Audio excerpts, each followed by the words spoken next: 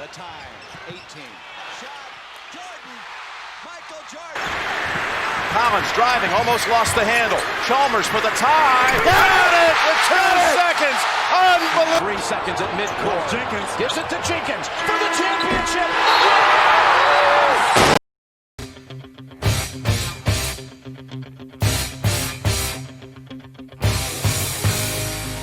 Hey guys, I'm Jackson, and welcome back to another episode of Jackson Talks. And I'm Tyler, and I'm a fan of Brown University Bears men's basketball. And so with that, we will get into our Ivy League preview for today. That will be the main topic of our video. And you may wonder why our Ivy League now? Well, there's not really a lot of Ivy League players going through the draft process currently. So, and there's not really a lot of players transferring out or transferring in. The Ivy League teams are pretty much set. So we can kind of get a head start on the preview. I'll do power rankings after each team. They'll pop on the screen where I can. But let's get to it. Our first team is Brown. So Tyler, you're the expert for Brown. Do you want to give us a rundown on our team? Yeah. So Brown the last couple of years has been a very defensively focused team. They've been above average in especially defending the 3-point and playing a good team defense.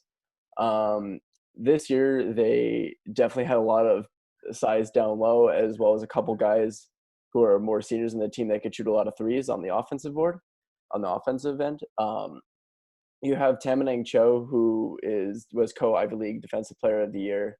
He's a big guy down low. And then this guy, Jalen Gainey, who's a sophomore and was one of the most improved players in the league this past year. And Gainey, I believe, set Brown record this past year for blocks in a game with 7.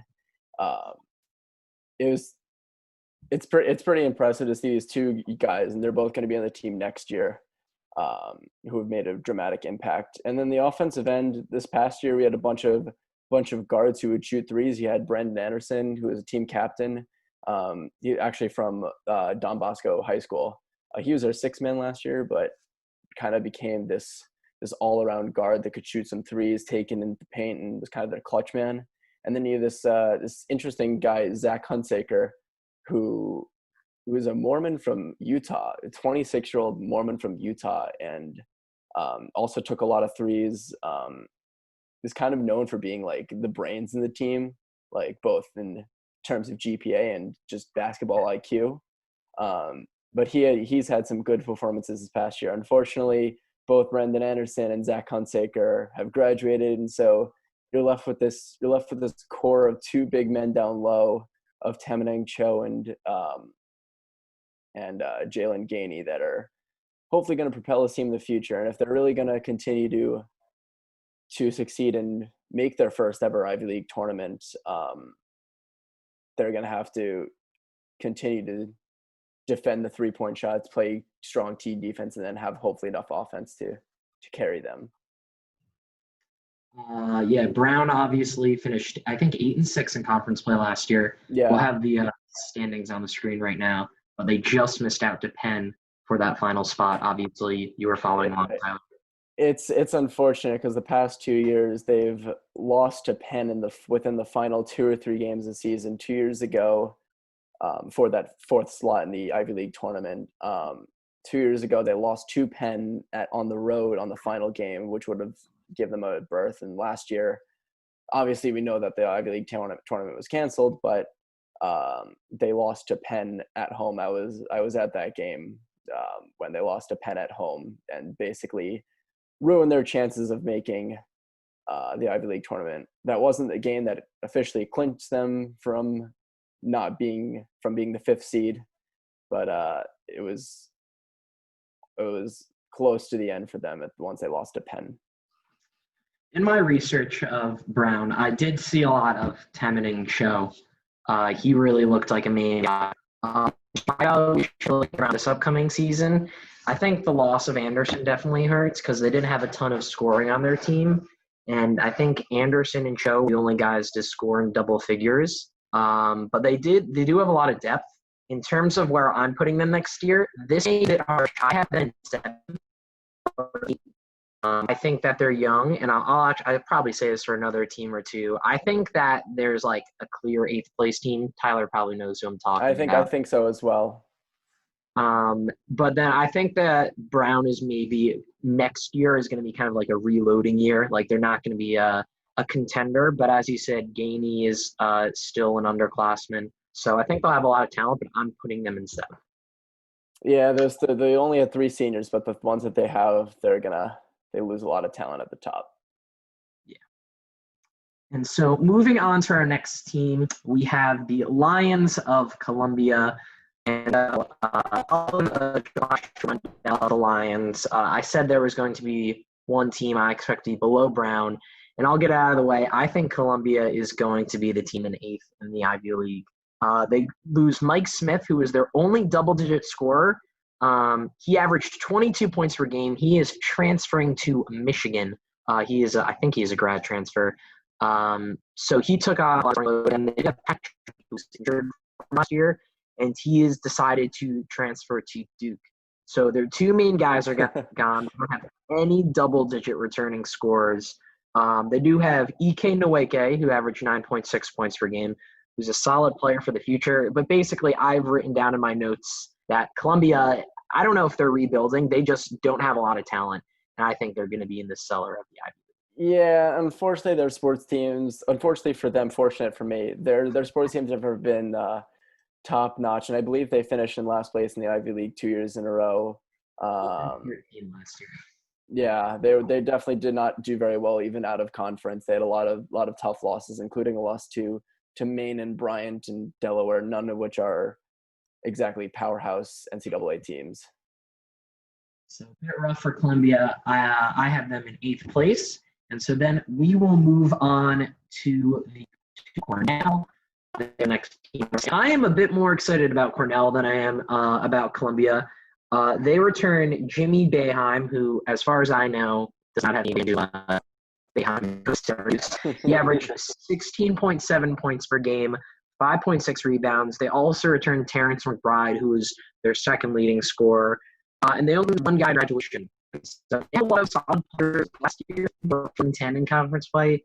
So they did struggle a little bit, but and they do have a lot of unproven guys in terms of winning. But I have Cornell penciled down as my 4th team here. I think they'll slide into the final spot in the Ivy League tournament. I really like teams that return a lot of guys. Especially, I don't think Cornell had any seniors that really played against their graduate, but it looks like they have a lot of guys on paper. But Tyler, you can probably give some insight. Cornell is an interesting team. They always seem to hang around. The last 2 years, last year they certainly weren't great, but 2 years ago they were a little bit better. And they're kind of a pesky team. They can erupt on the scoreboard one night and then play shutdown defense another night. Their scoring's kind of all over the place, but you're right. They do have a lot of people returning next year, and continuity is always a big thing in basketball, especially at the college level. So they're going to be interesting, and they've caused Brown some problems in the past. I believe they've beaten Brown at least once in each of the past 2 years and caused them a lot of problems. I think 4 or 5 years ago, Cornell was fairly solid. I think they were a powerhouse. I remember making the tournament. So those teams that kind of is like a roller coaster. Sometimes they're good, sometimes they're bad. Obviously, last season they weren't very good, but they still managed to get 4 wins, which isn't easy in the Ivy League, considering that outside of Columbia, all the teams are fairly competitive. Yeah. And that's an exciting thing about the Ivy League in general, is that you only have 8 teams, and that once the schedule goes around to mid-January, it's a dogfight every game, and every team can beat every team. Even Columbia had some close contests last year and 2 years ago. It was a triple overtime game against Harvard, who is one of the top teams, who's been one of the top teams in the league for a while. So it's really any given day, anything can happen, which makes the league so exciting. And they were the last team to implement a tournament to end the season for an automatic bid. So it makes every game exciting. Especially considering that you have to earn your way into the conference tournament. I think that's in most power conferences, you're in no matter what. And there's not really a at-large bid usually in play with the Ivy League. So getting into that tournament is extremely valuable. Yeah, occasionally there'll be some really good players and some really good stellar teams that they say maybe they'd have 2 teams from the Ivy League, but it's very rare. Last year there was a bit of before this whole coronavirus came about, there was a discussion whether if Yale did not win the Ivy League, whether they would get an at-large seed, but unlikely. They're just the Ivy League as a whole is not quite there in terms of their basketball skill, but they have still plenty of exciting action within the conference, which makes every game super exciting and meaningful. And so with that, we'll move on to our next team, that is Dartmouth. So a bit of a rundown on Dartmouth. They returned their top 2 scorers, including junior forward Chris Knight, averaged 14.8 points per game, 2 rebounds. He's an all-Ivy League second team. And they'll be graduating 2 guards. So I did notice that their guard depth is going to be fairly weak. So they will need some guys to step up. But they do have a lot of upperclassmen this year, and I think they're an underdog. I have them third in my conference predictions. I really do like their return. Okay. It's interesting. I think it's a little overrated. I've never actually seen them play. I would rank them a bit lower, but obviously having the continuity is important. They definitely struggle on both the offensive and defensive end, more so on the offensive end. They just don't have a ton of huge scores, but again, returning a lot of and losing 2 guards is brutal, but we'll see. They also finished. They either finished 4-10 or 5-9 last year. They finished 5. They finished 5-9, and they did not do great out of conference. They had some tough losses, some good wins, but some tough losses as well. So they're my underdog. Obviously, Dartmouth doesn't have a fantastic basketball history, so I did take that into account a little bit when you'll see these rankings. But I really like teams that return a lot of underclassmen at the major level, even though there's not a statistically proven method that like upperclassmen win you more tournament games. I think it really helps you throughout the conference regular season. But again, I think Dartmouth have a lot of quality players returning, but that guard depth will be a big issue, as we'll see. All right. And so moving on to our next team, arguably the most polarizing team in the Ivy League, we have the Harvard Crimson.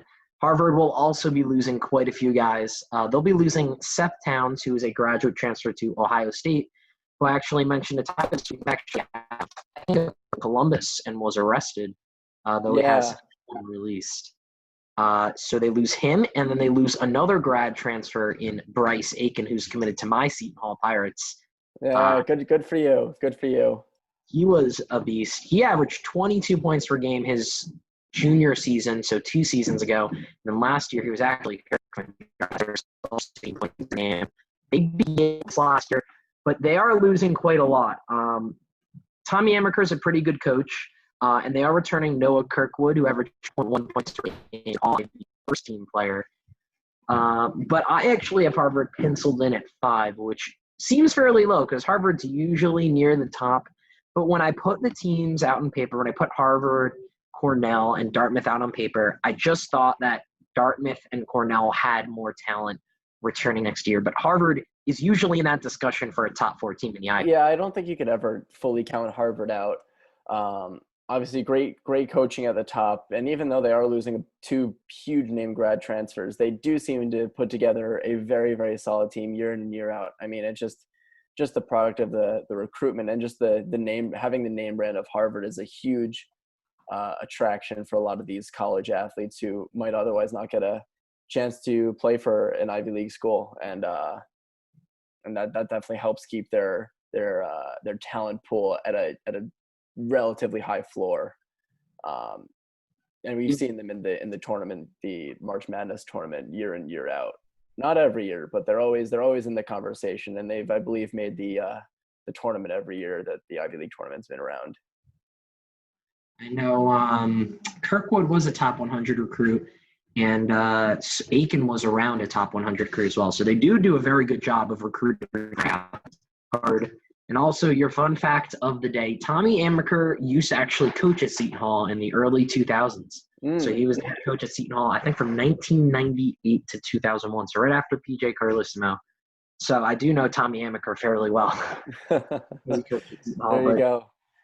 Interesting thing about Harvard is they always seem to get some really top non-conference games, which I definitely think helps their helps them going into the season. I know you wrote a report saying that that's not necessarily the case, but they had some strong out of conference play, beating Cal. They beat San Francisco. They beat UC Irvine, Holy Cross, a lot of good name teams, and Texas A&M, close loss to Maryland this past year. So they had for an Ivy League team, a relatively tough non-conference schedule, and frankly, they did quite well, finishing 10-4 in the conference and 21-8 overall. And they were in the Advocare Invitational, I think, and they played Marquette and USC. The schedule was sort of non-conference games, and the thing I do state is that you can't really quantify how playing non-conference games will prepare your team for the regular season. So you don't know if playing more difficult teams actually helps you in like a mental sort of state. Maybe it could just be that Harvard has a better team, and that's why they play tougher non-conference games, and that's why they end up doing better, is because they have a better team. But Amaker is a good coach. On paper, I think Kirkwood could make a run at Ivy League Player of the Year, considering he is going to be the main guy in Harvard. But we'll see. Harvard's obviously a polarizing team. And with that, we will move on to our next team, and maybe Tyler's least favorite team on this list, the Penn Quakers, the team that pipped Brown to the final spot last year.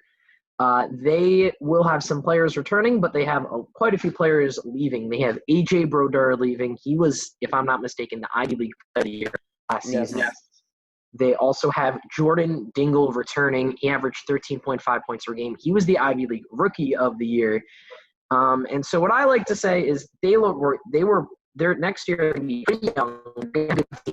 It's not their year next year. And so I have them one spot in front of Brown in 6th. I think they're going to be good, but I think they're going to be a year away from competing. If you look at their roster, they are losing quite a few players. Yeah, they've always been a pesky team, and Jackson knows that I'm not a fan of Penn. They're always a pesky team.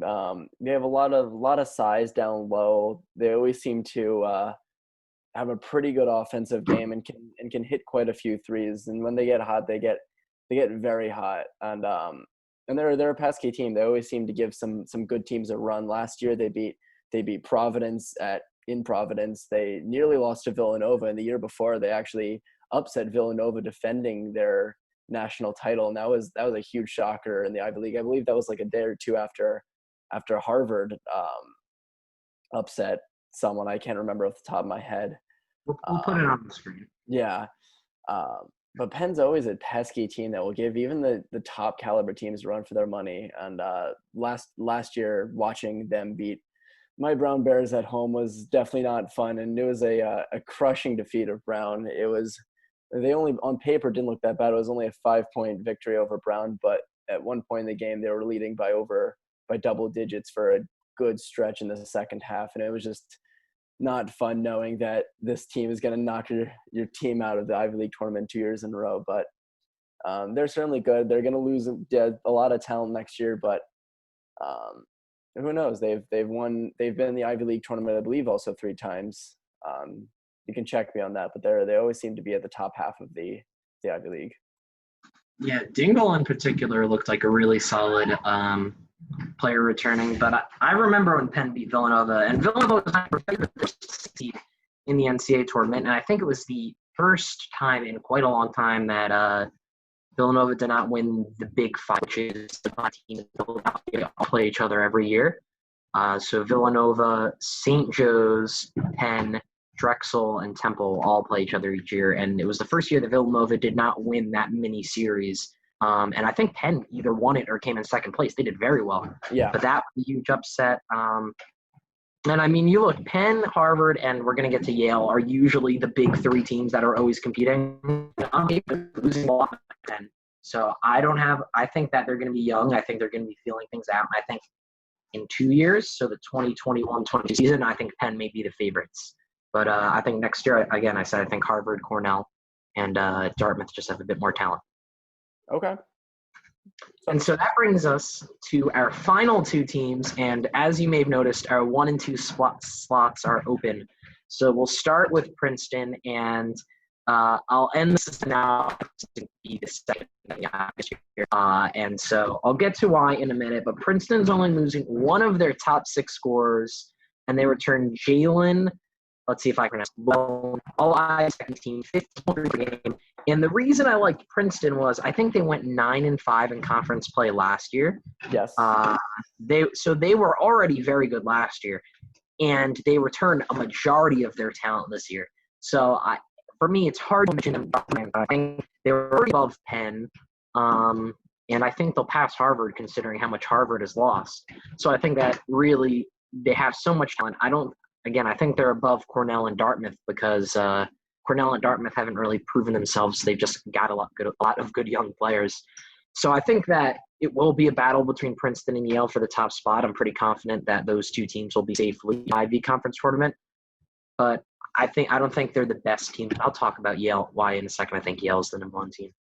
Yeah, we'll get to Yale soon. They're definitely been a powerhouse last couple of seasons, but Princeton's always hung around. They have a very balanced attack, a lot good 3-point shooters, good down low, good rebounding. I remember I've been, I think, 2 Brown Princeton games, and both Princeton had some very solid rebounders, seemed to box out very well, good coaching, just a good flow of play, and they seem to be very consistent across all the teams in the Ivy League last couple of years.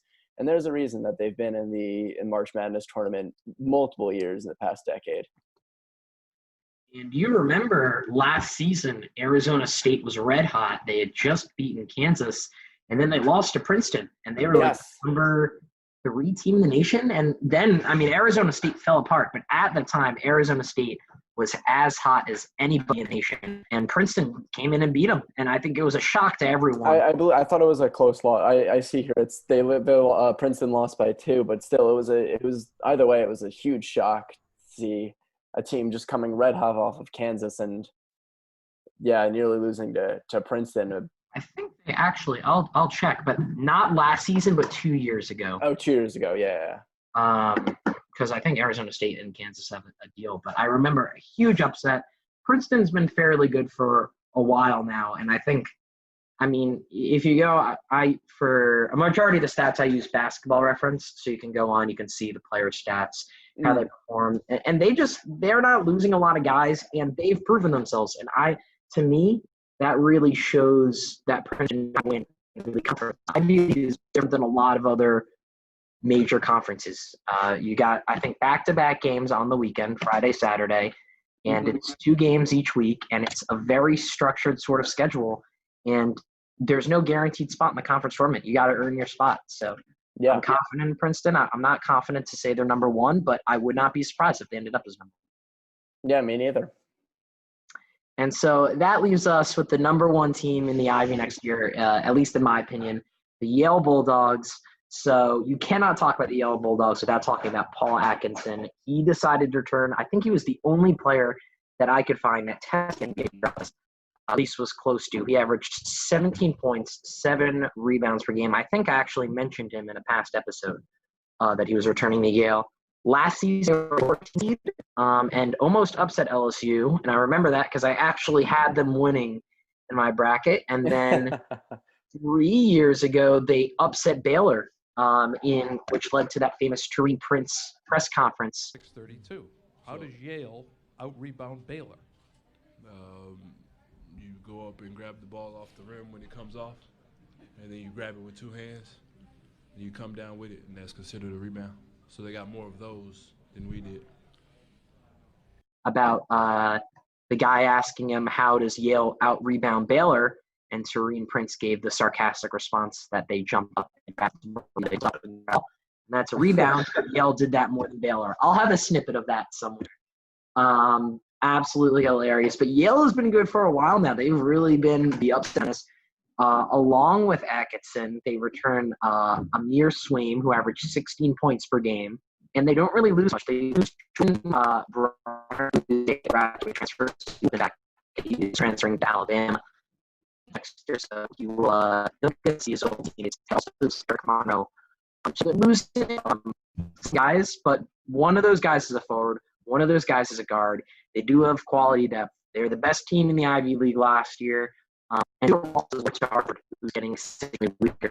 Remember that Harvard was choked. I think they was up 4 at Yale, and they fouled a guy on a 3, and he made it. And then they missed the free throw. Yes, I do remember that. I do remember that game. That was crazy. But I mean, I'm not all in on Yale because I think Princeton's pretty good. But I would be stunned if Yale was not a top 2 team in the Ivy League and they were not favorites to win the conference tournament come March. I'm with you there. I think Yale's the only lock, as if there were any locks in this conference. But I think that as close to a lock as you can get. They've been top of the league 2 years in a row. Brown has not even had a chance versus them the last couple of seasons. I don't know if you mentioned it because I think you cut out a bit on my end, but they gave UNC a scare last year.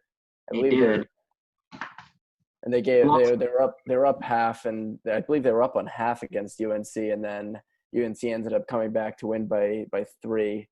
And they've had some really solid non-conference play last couple of seasons as well, beating some decent teams handedly, beating Clemson, nearly beating Penn State, beating Siena, Stony Brook, all teams that you've seen in the tournament, Bucknell, all teams that you've seen in the tournament in the years recent past. And yeah, they just seem to be dominant in both their depth and their quality of play. And Atkinson is a huge component of that play.